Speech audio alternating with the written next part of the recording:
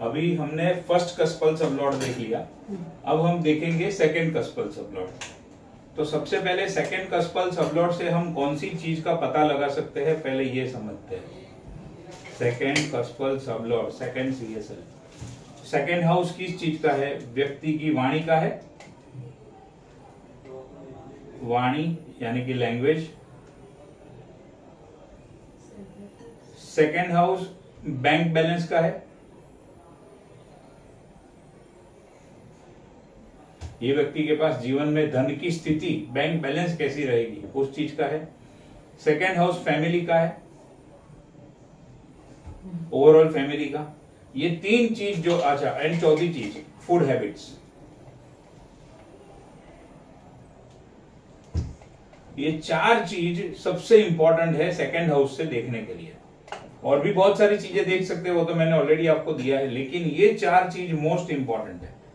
उसमें भी ये चीज और ये चीज हमें क्लाइंट के बर्थ टाइम को रेक्टिफाई करने में बहुत हेल्पफुल होती है। तो अब इसको कैसे स्टडी करेंगे, किस तरीके से हम इसको समझेंगे, अब हम उस पर बात करते हैं।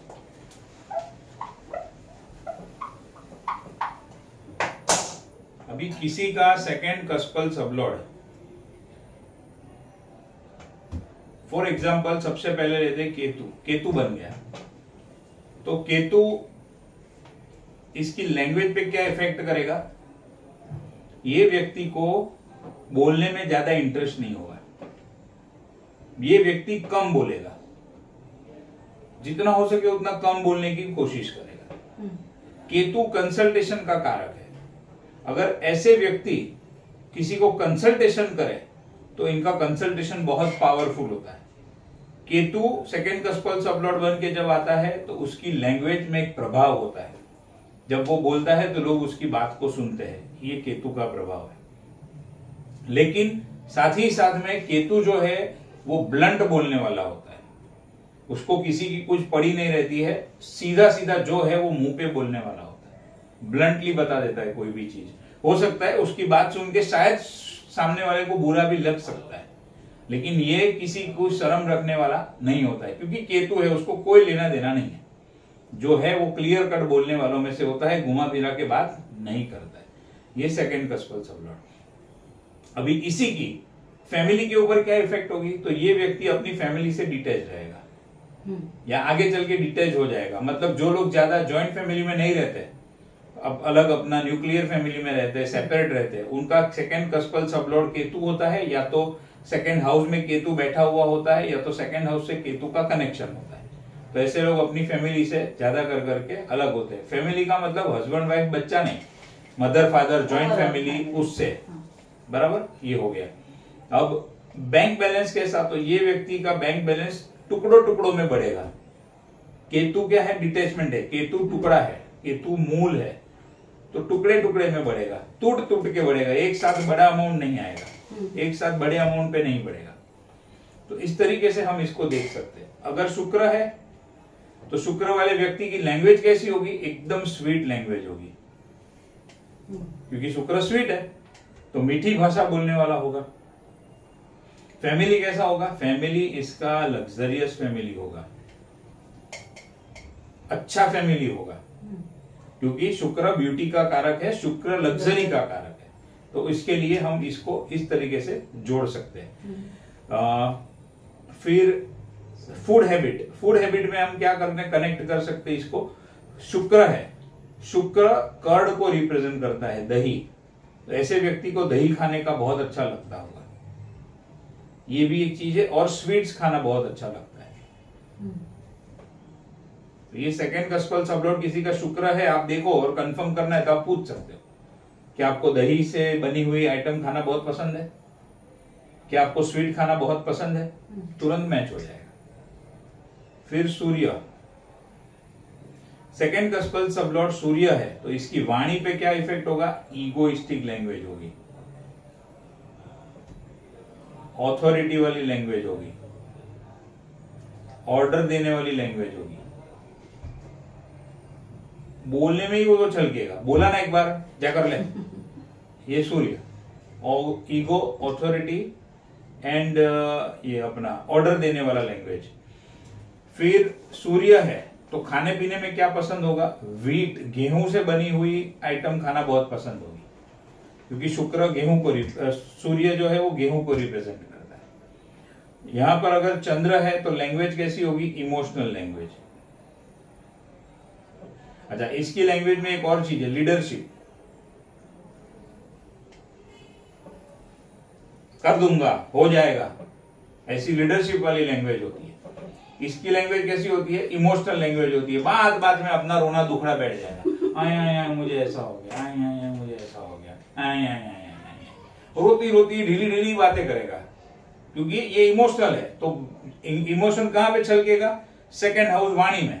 तो रोता रोता, दुखी दुखी, या तो हंसता हंसता, मतलब इमोशन से जुड़ी हुई बातें करेगा हमेशा। इसकी बातों में इमोशन ही निकलेगा। दूसरा, सूर्य जो है वो पिता का कारक है, तो इसकी बातों बातों में ज्यादा करके फादर का जिक्र होगा, इसमें मदर का जिक्र होगा, इसमें वाइफ का जिक्र होगा। फिर यहां पर चंद्र है, इमोशनल लैंग्वेज हो गई। इसको खाने पीने में क्या पसंद होगा? मिल्क, यानी कि दूध, या फिर दूध से बनी हुई आइटम, मिल्क प्रोडक्ट।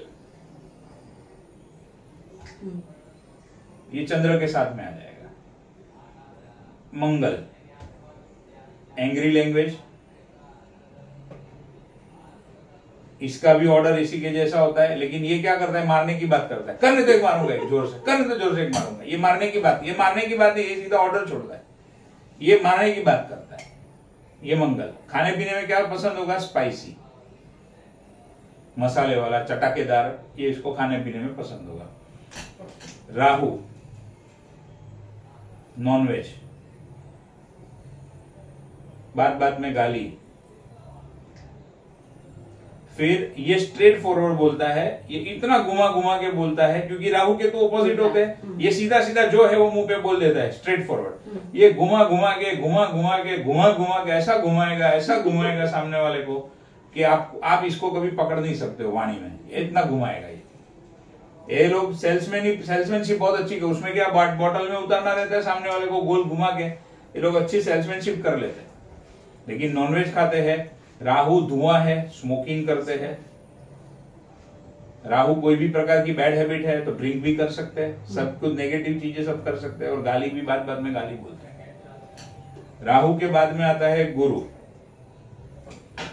लैंग्वेज हो गई, खाना पीना। हाँ, नॉनवेज में खाना पीना, मतलब खाना पीना जो है वो नॉनवेज इसके आ गया, राहु का नॉनवेज। गुरु, सात्विक लैंग्वेज,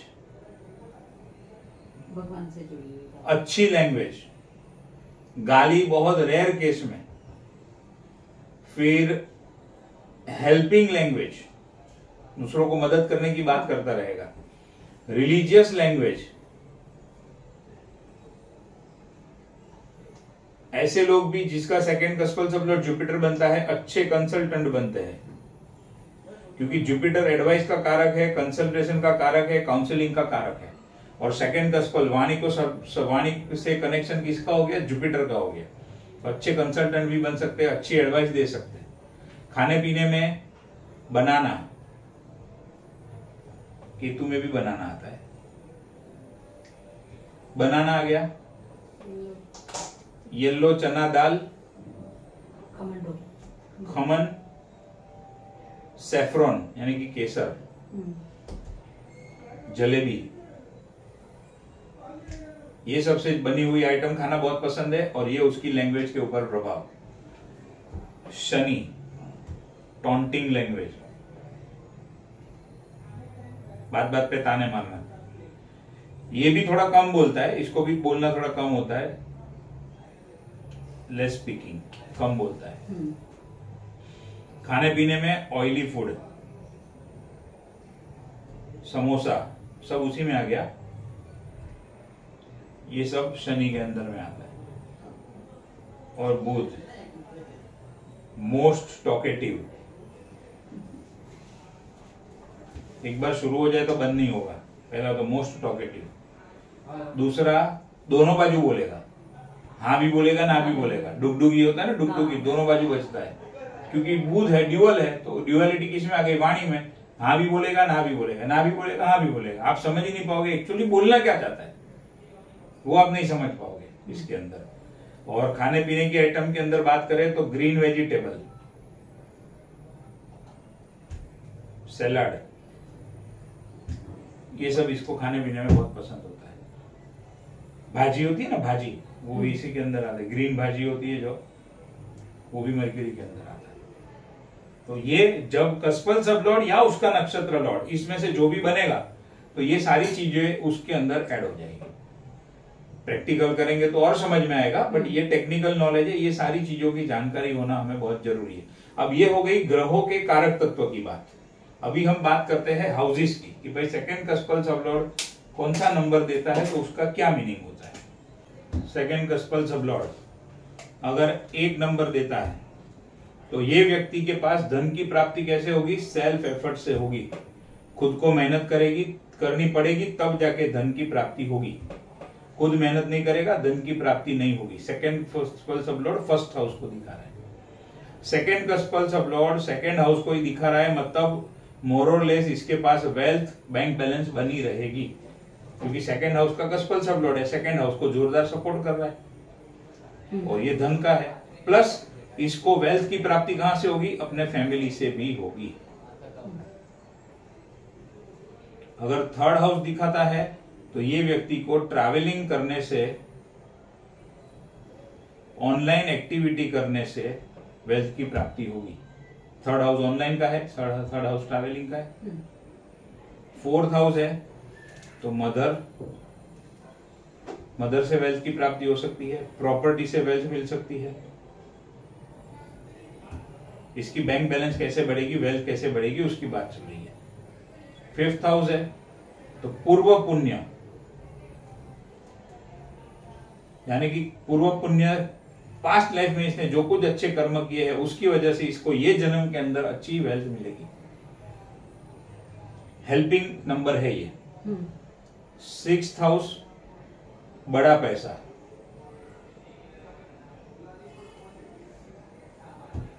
अब सिक्स्थ हाउस बड़ा पैसा क्यों, अब ये सबसे इंपॉर्टेंट समझने वाली बात है।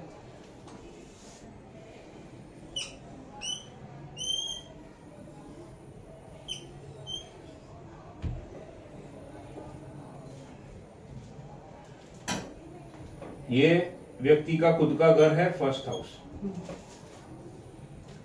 ये व्यक्ति का ये सेकंड हाउस है जो कि उसका बैंक बैलेंस है।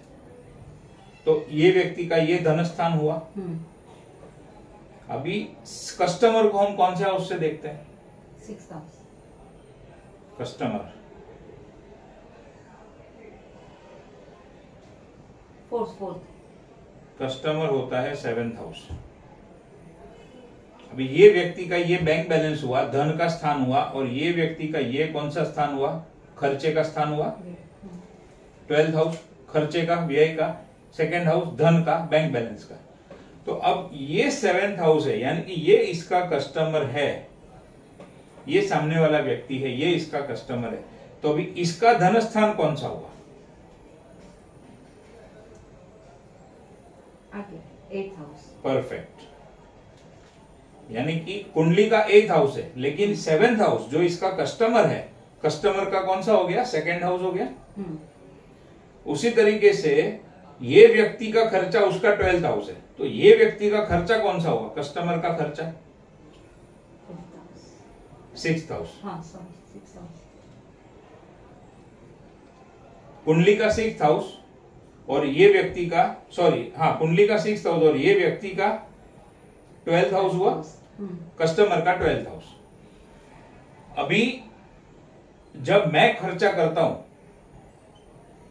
तो मेरा 12th हाउस एक्टिव होता है। कस्टमर खर्चा करेगा तो कौन सा हाउस एक्टिव होगा, कस्टमर का 12th हाउस, यानी कि 6th हाउस। मुझे पैसा मिलता है तो मेरा सेकेंड हाउस एक्टिव होता है। कस्टमर को पैसा मिलेगा तो कौन सा हाउस एक्टिव होगा, कस्टमर का 8th हाउस एक्टिव होगा।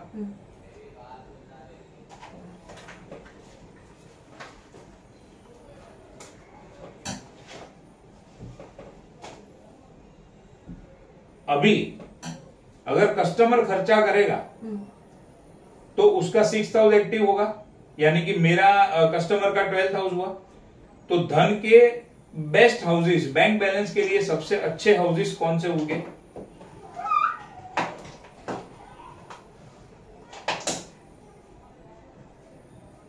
सेकेंड हाउस, क्योंकि सेकेंड हाउस को दिखाता है, ये तो मैंने आपको समझाया। तो सेकेंड हाउस को दिखाता है तो वो अच्छा धन उसके पास बना रहेगा।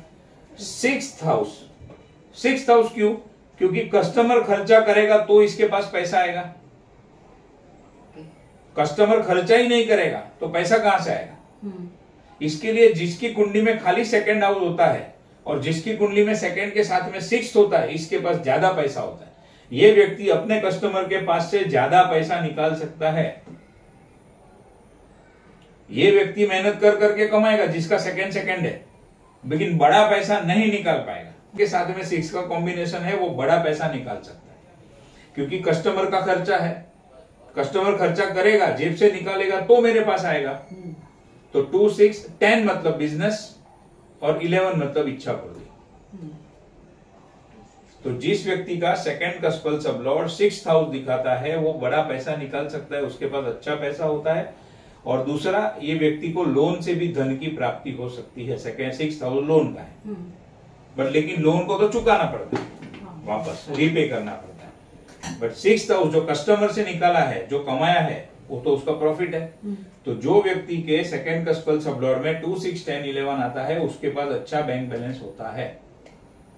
अभी उसी तरीके से 7th हाउस जो कस्टमर का है, नेगेटिव कॉम्बिनेशन कौन सा है बैंक बैलेंस के लिए? 5, 8 और 12। बैंक बैलेंस या फाइनेंस के लिए नेगेटिव कॉम्बिनेशन 5, 8, 12, पॉजिटिव 2, 6, 10, 11। पांचवा घर क्यों नेगेटिव है? मेरा लाभ स्थान कौन सा है? मेरा 11th हाउस है। तो कस्टमर का लाभ स्थान कौन सा हुआ? कस्टमर का 11th हाउस। तो कुंडली का कौन सा हाउस हुआ? 5th house. यानी ये केस में क्या होगा, अगर 5, 8, 12 है तो ये व्यक्ति कितनी भी मेहनत करेगा, कस्टमर उसको इधर उधर घुमाएगा, भगाएगा, लेकिन उसको पैसा नहीं देगा। तो ये व्यक्ति को, कस्टमर हो या ऑपोजिट पर्सन हो, उससे धन की प्राप्ति नहीं होगी, उल्टा सामने वाला उससे पैसा निकाल के लेके जाएगा। इसके लिए हमेशा 5th हाउस जो है वो और दूसरा ये 6th हाउस बड़ा पैसा, 5th हाउस उसको नेगेट करता है। दोनों एंगल है इसमें। तो 6th हाउस जो पावरफुल है, जो पैसा देता है, जो बड़ा पैसा देता है, 5th हाउस उसको नेगेट कर देता है। 8वां भाव तो हर्डल, ऑब्स्टेकल, पीड़ा, प्रॉब्लम का है ही है। 12th हाउस खर्चे का और व्यय का है ही है। तो 5, 8, 12 negative for finance, negative for bank balance. 2, 6, 10, 11 positive and favourable for bank balance. अभी सेकंड में खाली सेकंड भी हो सकता है, ये स्क्रिप्ट के अंदर खाली सेकंड भी आ सकता है। 2 and 10 आ सकता है। 2 and 10 आया तो धन की प्राप्ति होगी, अपने कर्म से होगी। 6 नहीं है तो बड़ा पैसा नहीं मिलेगा, रूटीन खर्चा पानी चलता रहेगा, बड़ा पैसा नहीं मिलेगा। 2, 6, 10 कुछ नहीं है, 11th है तो भी इसकी इच्छा पूर्ति होती रहेगी। लेकिन अभी कॉम्बिनेशन तो कोई भी प्रकार का आ सकता है। मानो 1 भी आ गया, 1 भी हम जनरली नेगेटिव गिनते हैं, लेकिन फर्स्ट हाउस सेल्फ एफर्ट का है, फिर भी सेकंड को नेगेट कौन करता है? First house. तो 1, 5, 8, 12 नेगेटिव हो गया। तो जब सेकंड का स्पेल सबलॉर्ड की बात करें, मान लो उसमें सेकंड भी आया, 10th भी आया, 8 भी आया और 5th भी आया, तो सेकंड एंड 10 कर्म से अच्छा पैसा मिलेगा, लेकिन सामने लॉस भी होगा। 5 और 8 है। कंप्लीट 2, 6, 10, 11 कोई नेगेटिव नंबर नहीं। ये लोग सब अंबानी और बड़े बड़े लोग बनते हैं, कोई नेगेटिव नंबर होता ही नहीं है वेल्थ में, पैसों में। लेकिन 1, 5, 8, 12 आ गया सेकंड का स्पेल सबलॉर्ड में। 1, 5, 8, 12 और इसमें से कोई नहीं है पुअर, गरीब, तकलीफ वाला, बेचारा, ये। और जब कॉम्बिनेशन होता है, मान लो कि 2, 6, 10 भी है, 5, 8, 12 भी है, तो ये क्या दिखाता है कि जब ये वाले प्लैनेट की दशा भुक्ति अंतरा एक्टिव होगी तो अच्छे से अच्छा पैसा रहेगा, और जब ये प्लैनेट की दशा भुक्ति अंतरा एक्टिव होगी तो बर्बाद हो जाएगा।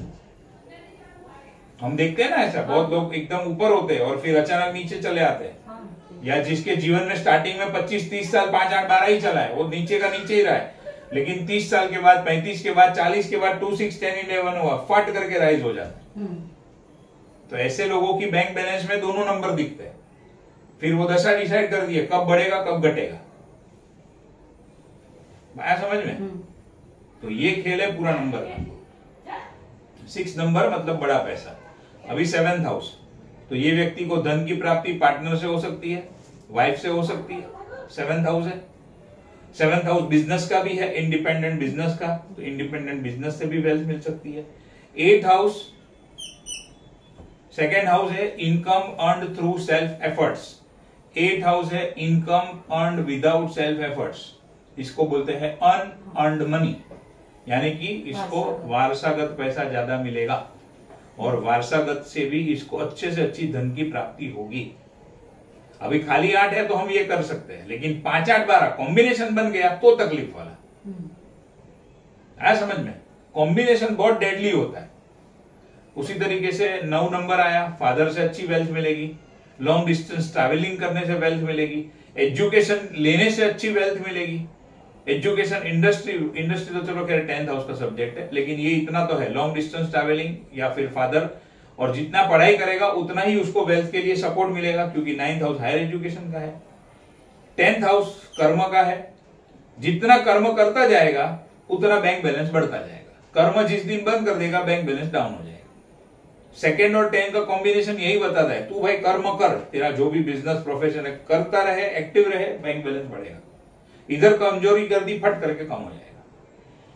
11 नंबर, कुछ करे नहीं करे इच्छा पूर्ति होगी, पैसा आता ही रहेगा। 12 नंबर है इंपोर्ट एक्सपोर्ट से धन की प्राप्ति, घर से दूर जाके धन की प्राप्ति। और अगर जन्म स्थान, अच्छा ऐसा 2nd कस्पल सब लोग 12th दिखाता है, तो ये व्यक्ति खर्चा भी बहुत करता है। अब जन्म स्थल पे रहेगा तो खर्चा बहुत बढ़ा रहेगा, जन्म स्थल से दूर जाएगा तो इन्वेस्टमेंट करने लगेगा। समझ में आया? क्योंकि 12th हाउस खर्चा भी है, 12th हाउस इन्वेस्टमेंट भी है। अपने जन्म स्थल पे रहेगा तो खर्चा करेगा, दूर जाएगा तो इन्वेस्ट करेगा, तो उसके पास पैसा बढ़ेगा। नॉर्मल केस के अंदर खर्चे का कॉम्बिनेशन है ये 12th हाउस, इसका खर्चा बहुत रहता है। अभी ये मैंने आपको समझा दिया, 2, 6, 10, 11, 5, 8, 12 या 1, 5, 8, 12 बैंक बैलेंस के लिए नेगेटिव, बैंक बैलेंस के लिए पॉजिटिव।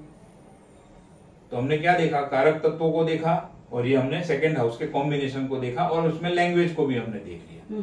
अभी समझो कि 2nd हाउस का कस्पल सबलॉर्ड 8 हाउस दिखाता है, तो इसकी लैंग्वेज कैसी रहेगी? अगर वो निकालना है तो इसकी लैंग्वेज सिक्रेटिव रहेगी, बहुत कम बोलेगा, अपनी बैंक बैलेंस को छुपा के रखेगा, अपने धन के बारे में ज्यादा किसी से बात नहीं करेगा, फैमिली के बारे में ज्यादा किसी से बात नहीं करेगा, सिक्रेटिव रहेगा। 8 हाउस सीक्रेट का है, 2nd हाउस धन का है, वाणी का है, फैमिली का है, तो सीक्रेट नेचर 2nd हाउस में आ गया। पहले क्या था? 1st कस्पल सबलॉर्ड में 8 हाउस और 1st कस्पल सबलॉर्ड, तो उसका नेचर सीक्रेटिव हो गया। यहां पर इसकी वाणी सीक्रेटिव हो गई, या फैमिली के बारे में सीक्रेट मेंटेन करेगा, ज्यादा बोलेगा नहीं कुछ फैमिली के बारे में। इस तरीके से 2nd कस्पल सबलॉर्ड 6th हाउस दिखाता है, झगड़े का है, बात बात पे झगड़ा करना रेडी रह जाएगा। उसमें भी 2nd कस्पल सबलॉर्ड मंगल भी है और 6ठा घर भी है, झगड़ा भी करेगा, मारेगा भी, और उसकी लैंग्वेज में ही वो मंगल जैसा निकलेगा, आग। इस तरीके से हमें इसको कंटिन्यूसली ज्वाइंट करना होता है। 4th हाउस है तो बात बात में मम्मी की बात करेगा, नहीं तो बात बात में प्रॉपर्टी की बात करता रहेगा, नहीं तो कंफर्ट की बात करता रहेगा, उसकी लैंग्वेज में वही निकलेगा। 5th हाउस है तो बच्चों के बारे में बोलता रहेगा, 9th हाउस है तो फादर के बारे में बोलता रहेगा, 7th हाउस है तो वाइफ के बारे में या रिलेशनशिप के बारे में बोल करता रहेगा। एक चीज ये भी है, अभी समझो 2nd कस्पल सबलॉर्ड जुपिटर किसी का बनता है, तो ये व्यक्ति को अपनी वेल्थ को ज्यादा से ज्यादा गोल्ड के रूप में सेव करना चाहिए, क्योंकि जुपिटर गोल्ड का कारक है और 2nd हाउस धन का है। तो ये व्यक्ति को अपने धन का संचय ज्यादा से ज्यादा गोल्ड में करेगा तो इसके लिए बेनिफिशियल रहेगा। गोल्ड के लिए कर सकते हैं, चंद्र है तो सिल्वर के लिए कर सकते हैं। 2nd में 2nd अगर आया तो ये फैमिली तो ठीक है, बट इन्वेस्टमेंट करना है तो वो म्यूचुअल फंड में भी कर सकते हैं। वो 12th हाउस से देखा जाता है इन्वेस्टमेंट का। 12th हाउस में अगर 2nd हाउस आता है तो इन्वेस्ट कर सकता है म्यूचुअल फंड में या तो गोल्ड में, उसके अंदर। लेकिन आपने सवाल क्या पूछा, इन्वेस्टमेंट कहां करना है, तो 12th कस्पल सबलॉर्ड को देखना पड़ेगा, वहां पर 2nd कस्पल सबलॉर्ड नहीं देख सकते। सवाल बहुत इंपॉर्टेंट है, आप क्या पूछ रहे हो। आपने ये नहीं पूछा, आपने अगर ये पूछा होता मुझे धन की प्राप्ति कैसे होगी या मेरे पास धन का संचय किस तरीके से होगा, तो मैं सेकंड कस्पल सबलॉर्ड को देखूंगा। लेकिन मुझे कहां इन्वेस्ट करना चाहिए, जैसे कि इन्वेस्टमेंट की बात आई तो 12th हाउस को देखना पड़ेगा, वो फर्क है। अभी जो हमने सेकंड कस्पल सबलॉर्ड को स्टडी किया था, मैंने आपको समझाया था कि उसको कैसे देख सकते हैं। तो अभी आपकी खुद की कुंडली से हम उसको स्टडी करेंगे कि मैंने जो आपको समझाया वो आपके साथ मैच हो रहा है क्या। तो आपकी कुंडली का सेकंड कस्पल सबलॉर्ड कौन है वो बताइए। तो अभी सेकंड CSL आपकी कुंडली में कौन है? वीनस। वीनस के पास कौन से नंबर है? नहीं 3214 3214। उसके ऊपर दृष्टि किसकी है? कंजंक्शन है। कंजंक्शन में है मंगल। हाँ 11 नक्षत्र लॉर्ड है मर्क्यूरी। वीनस का नक्षत्र लॉर्ड मर्क्यूरी 3-1। कंजंक्शन है सूर्य का मर्क्यूरी के साथ में। मर्क्यूरी के साथ में कंजंक्शन सूर्य का 3। एस्पेक्ट 30 है वीनस का 2-4 और सबलॉर्ड है शनि 12-4-8-9-5।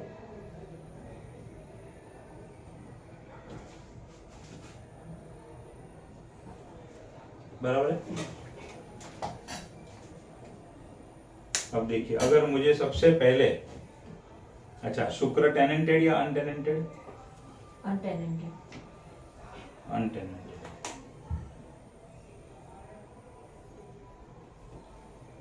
और मंगल का कंजंक्शन है शुक्र के साथ में। अभी शुक्र अनटेनेंटेड है तो सबसे पहले मैं शुक्र को लूंगा, लेकिन क्योंकि मंगल उसके ऊपर प्रभाव डाल रहा है तो मैं शुक्र को थोड़ा सा कम प्रायोरिटी दूंगा, सबसे पहले प्रायोरिटी दूंगा मंगल को। और मैं अगर लैंग्वेज की बात करूं तो क्या आपकी लैंग्वेज में गुस्सा है? आपकी लैंग्वेज गुस्सा वाली है, एग्रेसिव है? अगर जरूरत पड़ी तो जहां बोल सकते हो वैसा आप वहां पर वैसा भी बोलते हो, एक झपट दे दूंगी, एक ठोक दूंगी, एक लगा दूंगी, ऐसा बोलते हो? हाँ। बराबर। तो ये आ गया मंगल।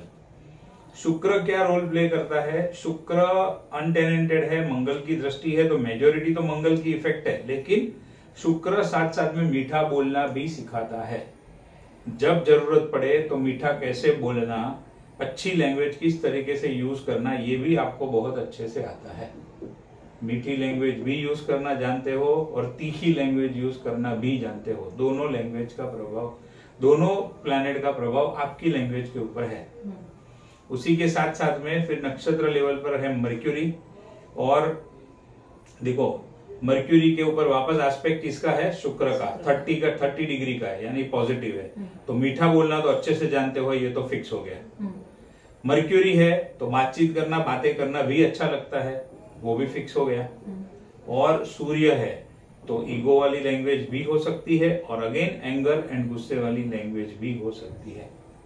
अभी ये जरूरी नहीं है कि आप सब जगह पे यही यूज करो, इफेक्ट तो यही रहेगी, लेकिन सामने कौन है, सामने किससे मैं बात कर रही हूं, वो भी आप देख के सोच समझ के उस हिसाब से आप बोलोगे। क्योंकि मर्क्यूरी क्या है? मर्क्यूरी कैलकुलेशन का भी कारक है, मर्क्यूरी प्रैक्टिकल का भी कारक है। तो कैलकुलेटिव एंड प्रैक्टिकल वाणी में कैसे यूज होता है, वो व्यक्ति बराबर देखेगा पहले कहां कैसे किस तरीके से बोलना है, फिर उस तरीके से बोलेगा, बिना सोचे समझे नहीं बोलेगा। सेकंड कस्पल सबलॉर्ड मर्क्यूरी बुध यानी बुद्धि, तो जो भी बोलेगा अपनी बुद्धि पूर्वक, बुद्धि का यूज करके बोलेगा। तो ये हम सेकंड कस्पल सबलॉर्ड से इतनी चीजें पता लगा सकते हैं। अब ये हो गया लैंग्वेज के बारे में। अभी सेकंड कस्पल सबलॉर्ड और किसको बताता है? सेकंड कस्पल सबलॉर्ड बताता है फूड हैबिट को। शुक्र है, शुक्र पे दृष्टि मंगल की है, स्पाइसी फूड खाना अच्छा लगता है, बराबर। मर्क्यूरी है तो ग्रीन वेजिटेबल खाना अच्छा लगता है, शुक्र है थोड़ी बहुत स्वीट खाना भी अच्छा लगता होगा, या फिर दही कर्ड वाली आइटम खाना अच्छा लगता होगा, दही अच्छा लगता होगा, दही बटर मिल्क वो सब आ गया उसके अंदर। एंड बचा सूर्य, तो गेहूं से बनी हुई आइटम या फिर मर्क्यूरी है तो ग्रीन वेजिटेबल, ग्रीन वेजिटेबल, बराबर। तो ये हो गया लैंग्वेज का। अब सेकंड कस्पल सबलॉर्ड दिखाता है फैमिली को। तो ओवरऑल आपके फैमिली में कौन कौन हो सकता है, फैमिली कैसी रहेगी, वो भी हमें देखने को मिलता है। अब यहाँ पर 3, 2, 1, 4 फैमिली को दिखा रहा है, मदर को दिखा रहा है, थर्ड हाउस में यंगर सिबलिंग को भी दिखा रहा है, छोटे भाई बहन को भी दिखा रहा है, फैमिली ओवरऑल दिखा रहा है, अच्छी दिखा रहा है। लेकिन सबलॉर्ड के ऊपर क्या है, 12 और 8 दोनों नेगेटिव नंबर सबलॉर्ड पे आ गए। तो इसका मतलब या तो आपको फैमिली के संबंधित या फिर सेकंड कस्पल सबलॉर्ड और किसको दिखाता है, बैंक बैलेंस को दिखाता है, पैसों को दिखाता है, फाइनेंशियल कंडीशन को दिखाता है। या तो फिर आपकी फैमिली के अंदर बहुत बड़ी दिक्कत होगी, 8 और 12 है, इसका मतलब क्या, फैमिली का सुख नहीं मिलेगा, और या फिर पैसों का सुख नहीं मिलेगा, दोनों में से एक सुख नहीं मिलेगा। अभी कंप्लीटली मैं ये खराब भी नहीं कह सकता हूं, क्यों, क्योंकि साथ में यहां पर 5 नंबर भी है और 9 नंबर भी है। 5 नंबर पूर्व पुण्य का है, 9 नंबर भाग्य का है, लेकिन भाग्य को परेशान करने वाला 8 नंबर भी है और साथ में 12 नंबर भी है। तो मैं यहां पर क्या कह सकता हूं, बैंक बैलेंस की स्थिति जो है वो बैंक बैलेंस की स्थिति एवरेज रहेगी, एकदम वर्स्ट भी नहीं, एकदम हाई फाई भी नहीं, और उसी के साथ साथ में फैमिली की भी सेम सिचुएशन रहेगी। अब क्या होता है, ये जो मेन इंपॉर्टेंट चीजें हैं जिससे हमें लाइफ में फर्क पड़ता है, जैसे फैमिली से फर्क पड़ता है, बैंक बैलेंस से फर्क पड़ता है। अगर सबलॉर्ड लेवल के ऊपर ये ऐसे नेगेटिव नंबर आते हैं और कोई भी पॉजिटिव नहीं है, तो क्या होगा, या तो फिर ये चीज हमें मिलेगी नहीं, और अगर मिल गई तो उसका इच्छा, मतलब इसको क्या कहते हैं, उसको मनवांछित यानी कि उसका एक्सपेक्टेड सुख हमें प्राप्त नहीं होगा। जैसा नॉर्मल लोगों को होता है वैसा एक्सपेक्टेड सुख हमें प्राप्त नहीं होगा। तो क्या मैंने अभी जो बताया शॉर्ट में खाली मुझे बताइए, हाँ या ऐसा कुछ आपके जीवन में है या नहीं है? ओके। अभी ये जो शनि है वो टेनेंटेड है कि अनटेनेंटेड है आपके कुंडली में? सेकंड कस्पल सबलॉर्ड, ये यहाँ सेकंड कस्पल सबलॉर्ड में शनि टेनेंटेड है, बस। तो ये अभी यहाँ पर फाइनल हो गया। तो बैंक बैलेंस एंड फैमिली को लेकर दिक्कत दिखाई दे रही है। तीसरी एक चीज क्या ध्यान में रखना है कि ये सेकंड कस्पल सबलॉर्ड वाणी को दिखाता है। अगर वाणी को सोच समझ के यूज नहीं किया तो भी क्या होगा, 12th हाउस नुकसानी का है। वाणी को सोच समझ के यूज करना है वरना नुकसान होगा, ये भी क्लियर कट बता रहा है। सबलॉर्ड फाइनल अथॉरिटी है, वो जो बोलेगा वो फाइनल होता है। तो यहां पर ये 12th हाउस आ रहा है। अब अभी ऐसा नहीं है कि ये बैंक बैलेंस मतलब समझो कि आपके पास 0 रहेगा ही नहीं। अब इसमें क्या होता है, आगे एक स्टेप जो स्टडी करने का है कि सेकंड कस्पल सबलॉर्ड अपने सबलॉर्ड पे 12 नंबर दिखा रहा है। तो अगर आप ये 12 नंबर की नेगेटिविटी को कम करने के लिए अगर आप आपके जन्म स्थल से दूर चले जाते हो तो ये सेकंड हाउस का जो सिग्निफिकेशन है उसमें काफी इंप्रूवमेंट देखने को मिलता है।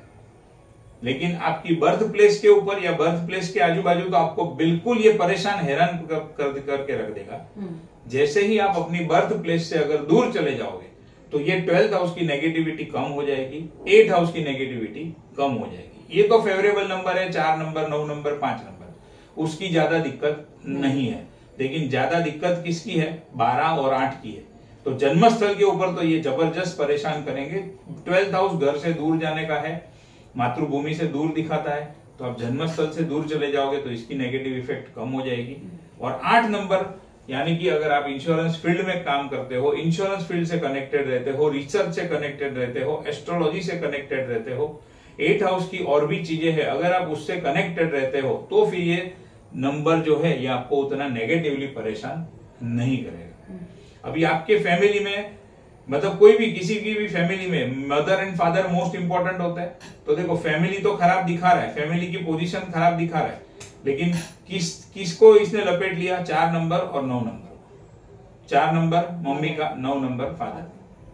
अभी यही चीज 4th कस्पल सबलॉर्ड या फिर 9th कस्पल सबलॉर्ड में भी सेम चीज दिखा दे सबलॉर्ड लेवल के ऊपर, तो समझ जाना है कि ये इस चीज से जुड़ा हुआ प्रॉब्लम रहेगा ही रहेगा।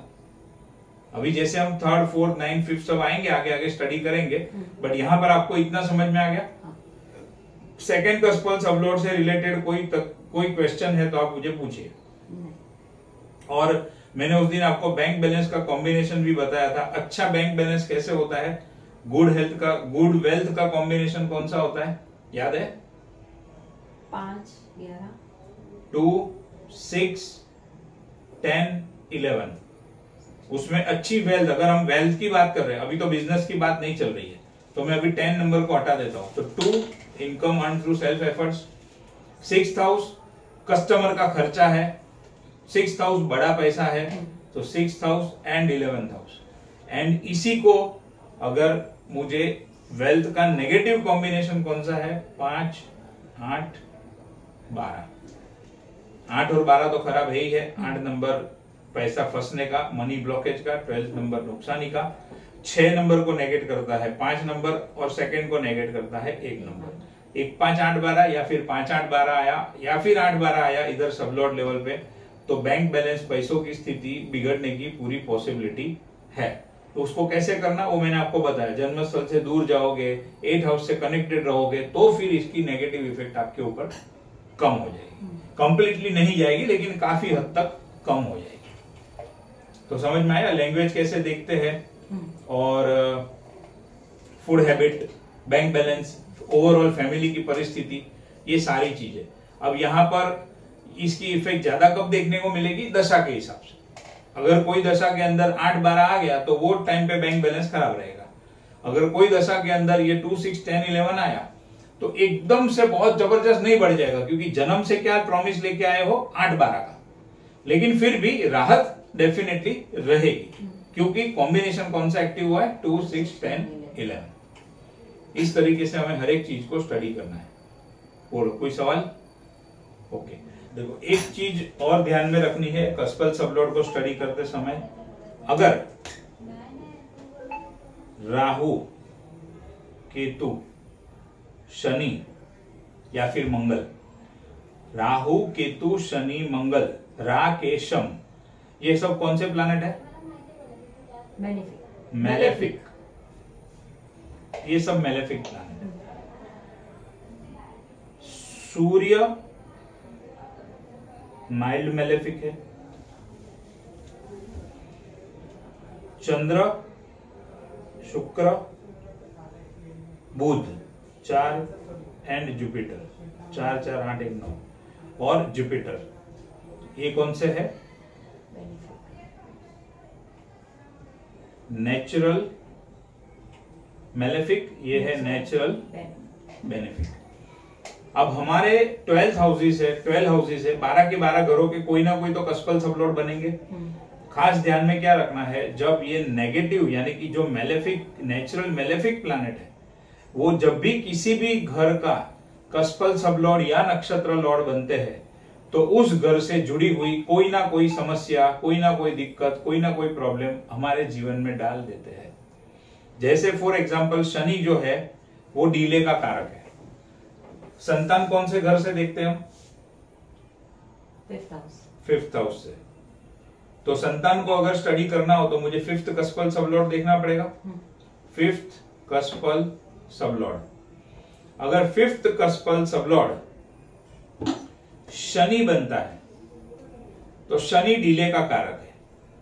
अगर कस्पल सबलॉर्ड बने या फिर नक्षत्र लॉर्ड बने, या फिर समझो नक्षत्र लॉर्ड है जुपिटर, उसके ऊपर सैटर्न की दृष्टि या कंजंक्शन हो, या कस्पल सबलॉर्ड है मर्क्यूरी और उसके ऊपर शनि की दृष्टि या कंजंक्शन हो, या फिर शनि खुद कस्पल सबलॉर्ड बना हो या नक्षत्र लॉर्ड बना हो, तो होगा क्या, शनि किस चीज का कारक है, डीले का कारक है।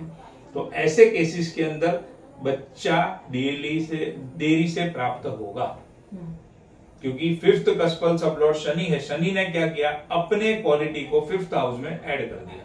शनि डीले का कारक है, तो क्या होगा, संतान प्राप्ति डीले होगी। मतलब अब देखो एस्ट्रोलॉजी में एक और इंपॉर्टेंट चीज है, देश काल पात्र। पहले के जमाने में ये था कि शादी हुई नहीं कि तुरंत लोग बच्चा कर लेते थे। धीरे धीरे समय आया, शादी के 2 साल के बाद करते थे। धीरे धीरे समय आया 3 साल, और अभी फिलहाल क्या ट्रेंड चल रहा है, अभी फिलहाल शादी करके लगभग 4-5 साल तक किसी को बच्चा नहीं चाहिए, 5 साल के बाद चाहिए। उसके बाद, उसके पहले तो लोग अभी जो है वो यंग कपल प्रीफर नहीं करते। तो इसका मतलब क्या हुआ, एक जमाने में जहां पर ये आमतौर पे ये सिस्टम चल रही थी कि शादी करके तुरंत ही बच्चा कर लेते हैं, अगर वहां पर किसी को 2 साल के बाद हुआ तो वो डिले कहा जाएगा। अभी जमाना ही ऐसा चल रहा है कि 5 साल तक या 4 साल तक अगर बच्चा नहीं हो, लोग ऐसा ही चाहते हैं, तो हम 4 साल को डिले नहीं कहेंगे। फिर अगर 5 साल, 6 साल, 7 साल हुआ तो उसको डिले कहेंगे। देश, काल, पात्र, आप कौन से देश में कौन सी जगह पर हो, वहां पर क्या संस्कृति है, क्या कल्चर है, उसको ध्यान में रखना पड़ेगा। कौन से युग में, कौन से काल में जी रहे हो, उसको ध्यान में रखना पड़ेगा।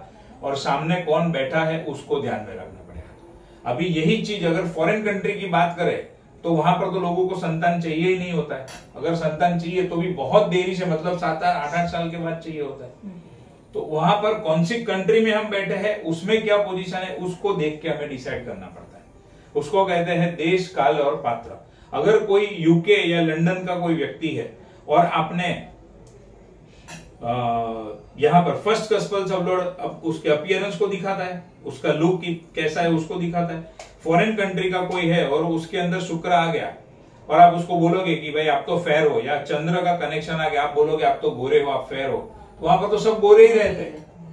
तो फिर इस चीज का कोई इंपॉर्टेंस नहीं रह जाता है। फिर उसमें आपको मन से जुड़ी हुई बातें बोलनी पड़ेगी कि आप मन से ऐसे हो, तो फिर उसको कनेक्ट होगा।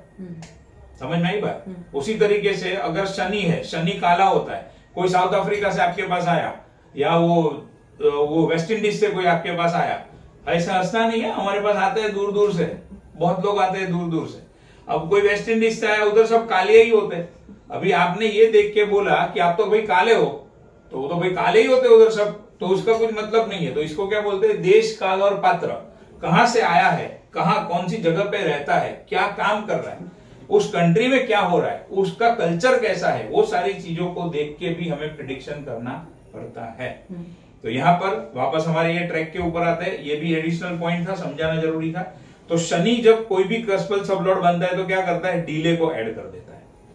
उसी तरीके से राहु, पहले मैलेफिक की बात कर रहे थे, राहु जब किसी भी घर का गॉस्पेल ऑफ लॉर्ड बनता है तो वो क्या करता है, उस घर के अंदर अनऑर्थोडॉक्सी डाल देता है। अनऑर्थोडॉक्सी, अभी इसका मतलब क्या, समझो 7th गॉस्पेल ऑफ लॉर्ड बनता है राहु। अब ये Rahu 7th gospel of Lord से हम कौन सी चीज को देखते हैं, रिलेशनशिप में भी, खास करके मैरिज। अब कैसा है रिलेशनशिप, बॉयफ्रेंड गर्लफ्रेंड के साथ भी हो सकता है, हस्बैंड वाइफ के साथ भी हो सकता है, और शादी के बाद में बहुत लोगों के एक्स्ट्रा मैरिटल अफेयर होते हैं, तो वो भी रिलेशनशिप के अंदर ही आता है। लेकिन हमारे शास्त्र के हिसाब से 7th गॉस्पेल ऑफ लॉर्ड से हमें किस चीज को देखने को कहा है, खाली मैरिज को देखने को कहा है। जब व्यक्ति का मैरिज होता है, किसी भी लड़के का लड़की के साथ या लड़की का लड़के के साथ जब मैरिज होता है, तो दोनों के भाग्य को एक दूसरे के ऊपर असर होती है। इसका भी एक आपको आज प्रूफ बता दो। पराशरी एस्ट्रोलॉजी के अंदर एक अलग अलग कुंडलियां होती है, जो मैंने आपको उस लेक्चर में बताया था। उसमें से एक जो कुंडली है वो है नवांश कुंडली, या जिसको नवमांश कुंडली भी बोलते हैं। तो नवमांश कुंडली से हमें 2 चीज देखने को मिलती है, एक होती है व्यक्ति का भाग्य और दूसरा होता है मैरिज। पराशर मुनि ने D9 नवमांश कुंडली के अंदर ही भाग्य और मैरिज दोनों को साथ में कंबाइन किया है। दूसरी जितनी भी कुंडली है, D10, D7, D5, उसमें से कहां पर भी उन्होंने ये नहीं कहा कि आप भाग्य को भी इसमें से देख सकते हो और मैरिज को, या फिर D7 है तो बच्चे को या कर्मों को इसमें से देख सकते हो। उन्होंने सिर्फ क्या कहा, नवमांश कुंडली के अंदर आप भाग्य को और मैरिज को देख सकते हो। इसका मतलब क्या हुआ कि व्यक्ति की शादी होने के बाद उसके भाग्य के अंदर परिवर्तन आता है, और व्यक्ति का जो लाइफ पार्टनर बनता है उसका उसके भाग्य के साथ गहरा कनेक्शन होता है। ये चीज को बराबर ध्यान में रखना है। इसके लिए जब हम 7th हाउस की स्टडी करें, और एस्ट्रोलॉजी का हमारा ये सब्जेक्ट है, तो उसके अंदर 7th हाउस से हम सबसे पहली जो चीज देखेंगे वो क्या देखेंगे, मैरिज को देखेंगे। ओवरऑल रिलेशनशिप को भी देख सकते हैं, लेकिन मोस्ट इंपॉर्टेंट जो है वो क्या है, मैरिज है। तो ये एक पॉइंट भी ध्यान में रखना है हमेशा। अब जब 7th कस्पल सबलॉर्ड राहु बनता है, और मैंने आपको पहला पॉइंट बताया अनऑर्थोडॉक्सी, इसका मतलब क्या हुआ, मान लो ये लड़का जो है वो हिंदू है, तो इसकी शादी किस टाइप की लड़की के साथ होगी, इंटरकास्ट होगी। लड़की मेजोरिटी ऑफ द टाइम मुस्लिम भी हो सकती है या फिर अदर कास्ट की हो सकती है। तो क्या हो गया, अनऑर्थोडॉक्स हो गया। जो जूनी रूढ़ी परंपरागत जो चीज चली आ रही है उससे कुछ अलग हो गया, कुछ हटके हो गया। मान लो खानदान में किसी ने मुस्लिम लड़की के साथ शादी नहीं की या इंटरकास्ट मैरिज नहीं किया है, लेकिन 7th कस्पल सबलॉर्ड राहु आया और ये व्यक्ति ने किसी मुस्लिम लड़की के साथ या फिर किसी अदर कास्ट की लड़की के साथ शादी कर ली, तो क्या हुआ, 7th कस्पल सबलॉर्ड में राहु ने अपना इफेक्ट दिखा दिया। आई बात समझ में? तो ये भी मैलेफिक है, ये भी मैलेफिक है।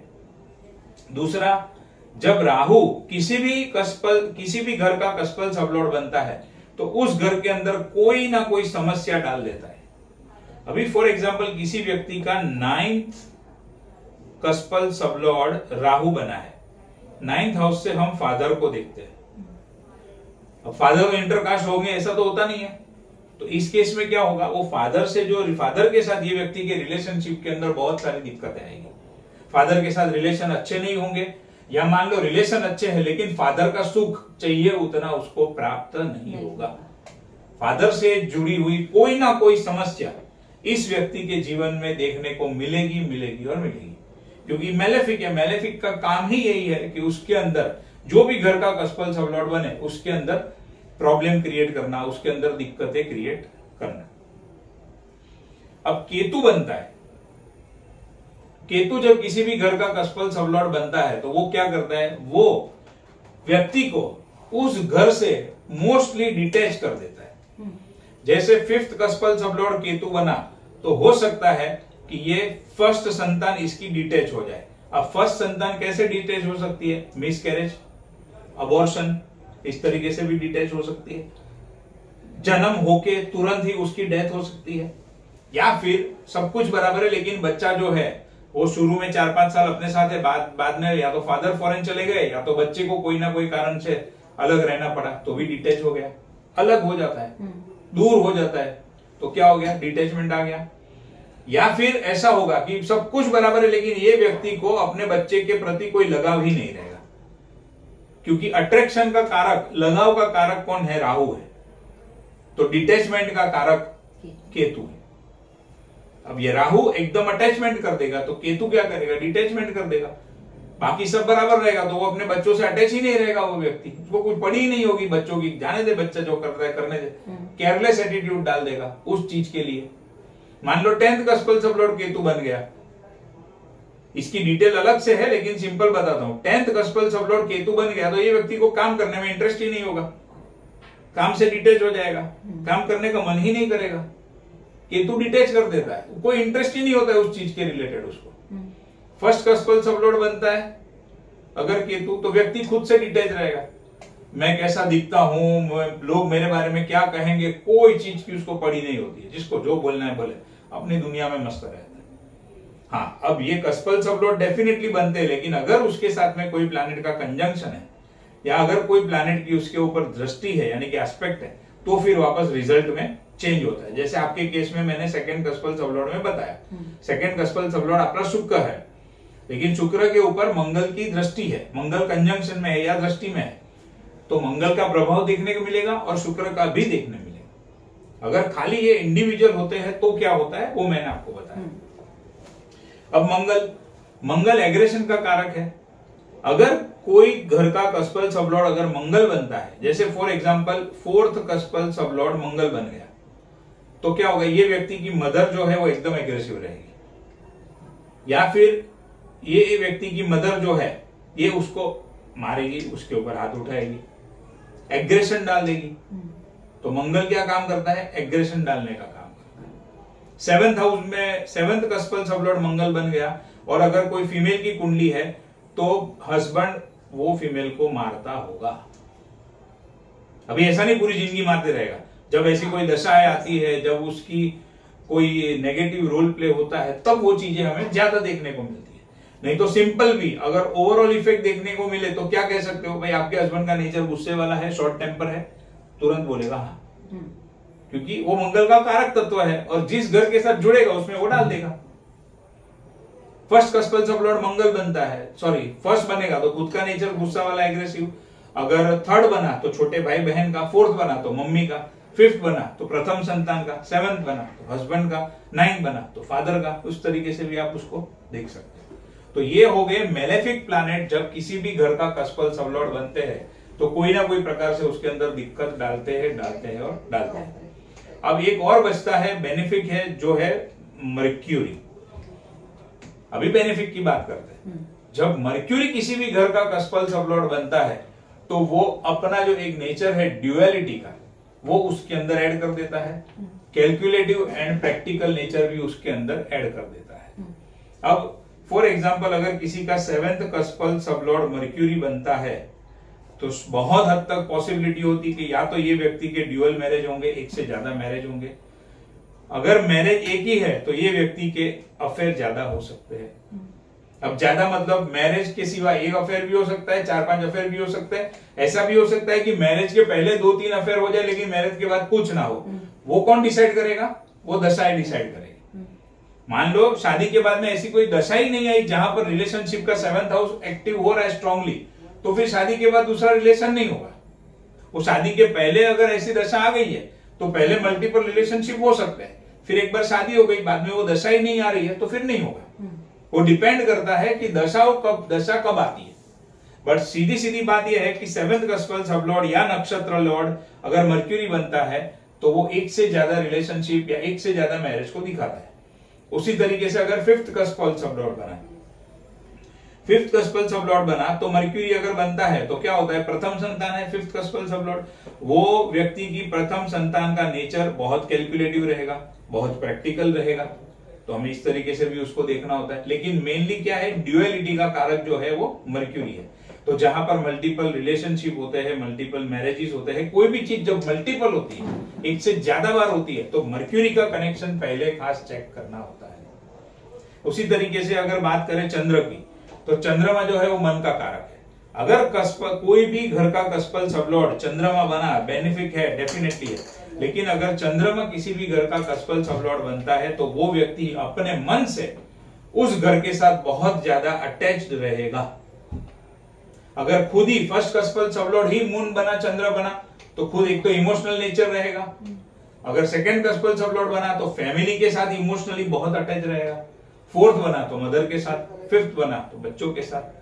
तो चंद्र क्या करता है? मन का कारक है। इसके लिए जो भाव का कस्पल सब लॉर्ड बनता है या नक्षत्र लॉर्ड बनता है उसके कारक तत्व तो उसके अंदर ऐड कर देता है, तो व्यक्ति इमोशनली उस चीज से बहुत जुड़ा रहता है। आपकी कुंडली में चंद्रमा किसी घर का कस्पल सब लॉर्ड बन रहा है, देखो 3rd हाउस का, दूसरा नहीं आ रहा है। अभी 3rd हाउस और चंद्रमा को हम किस तरीके से कनेक्ट करेंगे? तो सामने वाले व्यक्ति को पूछना है, भाई आपका छोटा भाई या छोटी बहन है? अगर उसने कहा है तो फिर सेकंड सवाल ये पूछो, क्या वो बहुत ज्यादा इमोशनल है? तो तुरंत पता चल जाएगा। चंद्रमा के लिए क्या आता है? मेन एक तो इमोशनल आता है, दूसरा मूड स्विंग बहुत होता है। वो व्यक्ति को घूमने फिरने का शौक बहुत होता है या सफेद कलर की चीजें बहुत पसंद होती है। तो ये सारी चीजें किससे जुड़ी है? चंद्र। और अगर सामने वाली व्यक्ति का कोई छोटा भाई बहन, क्योंकि अभी का जमाना ऐसा है, सब सिंगल आने वाले हमारे पास। पहले की बात अलग थी, जब 2-2, 3-3, 4-4 भाई बहन होते थे। अब सिंगल आने वाले। तो 3rd कस्पल सब लॉर्ड चंद्र बना तो क्या कहेंगे उसको? भाई ये व्यक्ति को जब घूमने फिरने मिलता है, शॉर्ट डिस्टेंस ट्रैवलिंग करता है, तो उसके मन को बहुत शांति मिलती है, बहुत सुकून मिलता है, बहुत अच्छा लगता है। तो आपका ही कस्पल सब लॉर्ड 3rd हाउस का चंद्रमा है, तो मैंने जो बोला वो बराबर है। घूमने फिरने मिलता है, ट्रैवलिंग करते हो तो अच्छा लगता है आपको, मन को शांति मिलती है। तो ये आ गया चंद्रमा। अभी हम बाद में एक स्टडी करते हैं। फिर बनता है शुक्र। शुक्र बेनिफिक प्लैनेट है। उसके साथ में ऐसी कोई स्पेशल दिक्कत नहीं है। जिस घर के अंदर बनता है अच्छा होता है। और दूसरा शुक्र लग्जरी का कारक है। तो इसको कैसे कनेक्ट करेंगे? मान लो 4th हाउस का कस्पल सब लॉर्ड शुक्र बना तो क्या है, ये व्यक्ति की मदर को लग्जरी से बहुत अटैचमेंट होगा, मदर को डांस का शौक होगा, या तो कोई ना कोई प्रकार का आर्ट का, ड्राइंग है, क्राफ्ट है, म्यूजिक है, उसका शौक होगा, परफ्यूम का शौक होगा, शुक्र से जुड़ी हुई कोई ना कोई चीजों का उसको शौक होगा, अगर वो उस हाउस का कस्पल सबलॉर्ड बनता है या फिर नक्षत्र लेवल पे आता है, दोनों को ध्यान में रखना है हमें, बराबर। उसी तरीके से जुपिटर, अभी जुपिटर किसी घर का नक्षत्र लॉर्ड बना या फिर सबलॉर्ड बना, तो जुपिटर क्या करता है, जुपिटर बेनिफिक प्लैनेट है, उस व्यक्ति का जो नेचर होता है, समझो 9th कस्पल सबलॉर्ड बना, जुपिटर है तो फादर का नेचर हेल्पिंग रहेगा, फादर का नेचर साधु संत जैसा रहेगा, कोई ज्यादा डिमांड नहीं, कोई ज्यादा मगजमारी नहीं, रिलीजियस नेचर रहेगा। तो इस तरीके से, और उस घर से जुड़ी हुई कम से कम समस्या उसके जीवन में देखने को मिलेगी।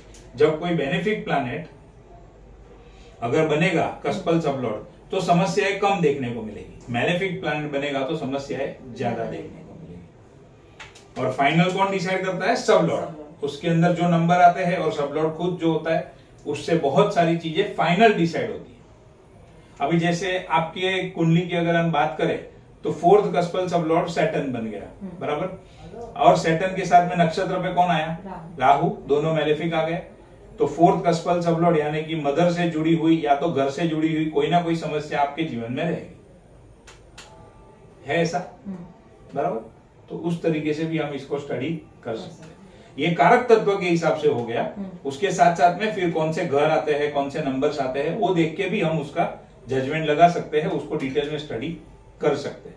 तो देश काल पात्र का भी मैंने आपको समझाया, जब ये 9 के 9 प्लैनेट किसी भी घर का कस्पल सबलॉर्ड बनते हैं तो किस तरीके से स्टडी करना, कस्पल सबलॉर्ड या फिर नक्षत्र लॉर्ड, वो भी हमने देखा। कस्पल सबलॉर्ड या नक्षत्र के ऊपर किसी का एस्पेक्ट या कंजंक्शन आता है तो क्या इफेक्ट होता है, वो भी हमने देखा। और आपकी कुंडली का 2nd कस्पल सबलॉर्ड हमने डिटेल में स्टडी किया। यहां तक कोई डाउट, कोई क्वेरी, क्लियर है सब कुछ?